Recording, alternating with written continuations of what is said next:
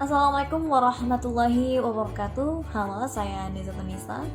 Saya merupakan mahasiswa komunikasi dan penyiaran Islam Universitas Muhammadiyah Yogyakarta.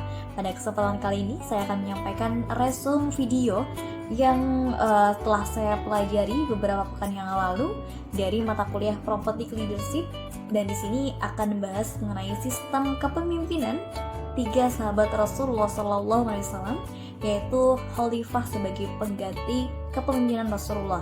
Yang pertama adalah Abu Bakar As-Siddiq, yang kedua Umar bin Khattab, dan yang ketiga adalah Utsman bin Affan.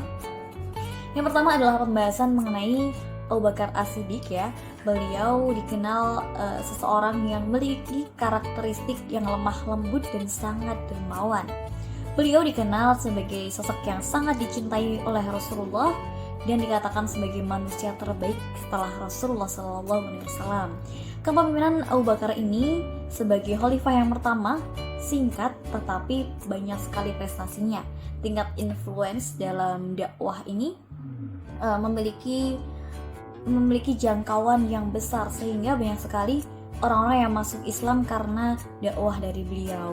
Dan kepemimpinan Abu Bakar ini pencapaiannya diantaranya yaitu menyatukan kembali suku yang sempat terpecah atau terjadi sebuah permasalahan gitu. Kemudian beliau juga melakukan kodifikasi Al-Quran dan juga menghimpun zakat, memerangi nabi palsu dan orang-orang yang murtad, kemudian memperluas wilayah Islam. Nah, itu adalah pencapaian dari Abu Bakar As-Siddiq. Kemudian yang kedua adalah pembahasan mengenai Umar bin Khattab. Nah, beliau dikatakan sebagai khalifah yang kedua menggantikan setelah Abu Bakar As-Siddiq, memiliki karakteristik yang sangat pemberani sehingga disebut atau memiliki julukan Al-Faruq. Dia juga dikatakan sangat keras ya, terutama ketika sebelum masuk Islam. Namun ketika setelah masuk Islam, jiwa kerasnya itu bukan ditujukan kepada umat muslim tetapi kepada orang-orang kafir. Bahkan setan aja sampai takut dengan beliau saking kerasnya beliau sifatnya. Kemudian kepemimpinan selama 10 tahun 6 bulan hari ini, beliau mampu mengalahkan kekuatan besar di Persia dan juga Romawi. Beliau juga mengatur administrasi dan keuangan pemerintahan sehingga lebih tertata dan tersistem. Kemudian ada juga beliau menetapkan kalender Hijriyah dan juga mengatur bidang kemiliteran. Beliau memiliki gaya kepemimpinan diantaranya yaitu mengutamakan musyawarah. Jadi posisinya bukan hanya sebagai penguasa yang mengatur semaunya, tetapi juga memposisikan bagaimana beliau sebagai umat gitu. Kemudian ada juga kekayaan negara beliau digunakan untuk kepentingan rakyat dan umat, bukan kepentingan penguasa. Selanjutnya beliau juga memiliki prinsip bebas, tetapi bebas ini bukan sebebas-bebasnya tanpa aturan, tetapi bebas di sini adalah di atas kebenaran dan di atas aturan dari syariat Islam. Nah, kemudian beliau juga seringkali mendengarkan kritikan tanpa menolak.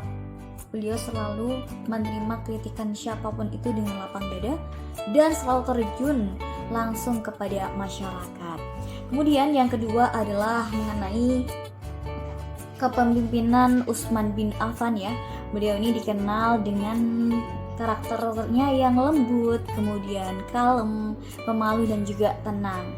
Beliau juga memiliki kemampuan intelektual sehingga beliau dikatakan sangat cerdas, rasional ketika menghadapi permasalahan dan ahli baca serta tulis. Kepemimpinan beliau ini yang pertama adalah beliau memodifikasi mushaf Al-Quran sehingga ketika masa beliau bisa mencetak Al-Quran sehingga bisa digunakan umat muslim seluas-luasnya. Kemudian ada yang namanya beliau renovasi Masjid Nabawi yang dulu pernah dibangun oleh Rasulullah SAW pertama kali hijrah di Madinah.